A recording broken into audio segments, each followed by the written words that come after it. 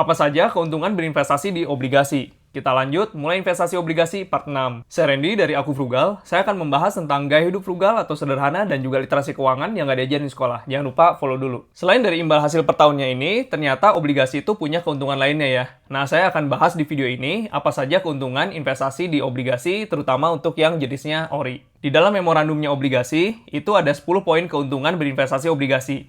Nah, apa aja? Saya akan bahas satu-satu ya. Semua poin ini wajib kamu ketahui sebelum berinvestasi di obligasi. Alasan kenapa berinvestasi di obligasi negara itu 100% aman ya. Karena pembayaran kupon dan juga pokok sampai dengan tanggal jatuh tempo itu dijamin oleh Undang-Undang Surat Utang Negara. Poin selanjutnya adalah keuntungan atau imbal hasil dari investasi obligasi itu lebih tinggi dibandingkan rata-rata tingkat bunga deposito di bank-bank BUMN. Kalau kamu udah biasa deposito di bank-bank BUMN, nah ini kesempatan yang baik untuk kamu bisa dapetin imbal hasil atau keuntungan yang lebih besar dibandingkan bunga di deposito bank BUMN. Kupon atau imbal hasil dari investasi di obligasi ini sifatnya fixed rate ya, atau tingkat bunga tetap sampai tanggal jatuh tempo. Kalau kamu bingung dengan fixed rate, itu maksudnya gini ya. Jadi ini imbal hasil dari obligasi, ini imbal hasil dari deposito. Nah, ketika Bank Indonesia menurunkan suku bunganya, maka suku bunga dari deposito itu akan turun, sedangkan obligasi itu akan tetap di sini ya. Itu yang disebut dengan fixed rate. Dari penjelasan saya tadi bisa kelihatan ya, kalau Indonesia sedang mengalami tren penurunan suku bunga seperti sekarang ini,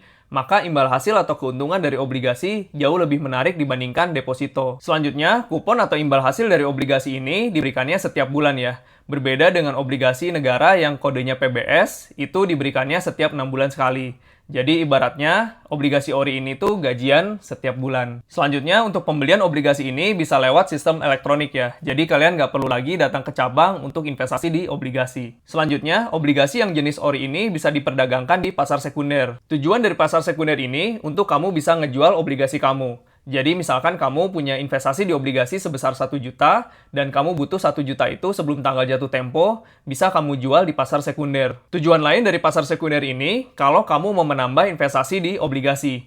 Jadi kamu bisa beli obligasi lagi di pasar sekunder ini. Bisa dibilang, pasar sekunder ini adalah tempat ketemunya orang yang mau menjual obligasi dan ingin membeli obligasi. Kalau kamu masih bingung dengan pasar sekunder ini, tenang aja ya. Nanti akan saya bikinin part khusus untuk bagian pasar sekunder. Tadi udah sempat saya jelasin tentang pasar sekunder ya. Namanya pasar, ini tempat ketemunya orang yang mau jual dan orang yang mau beli. Sama dengan halnya cabai yang dijual di pasar ya. Kalau misalkan di pasar itu banyak orang yang mau beli cabai, maka harga cabai itu akan jadi naik. Sama halnya dengan obligasi ya. Jadi kalau misalkan obligasi ini banyak yang mau beli, maka harganya akan jadi naik.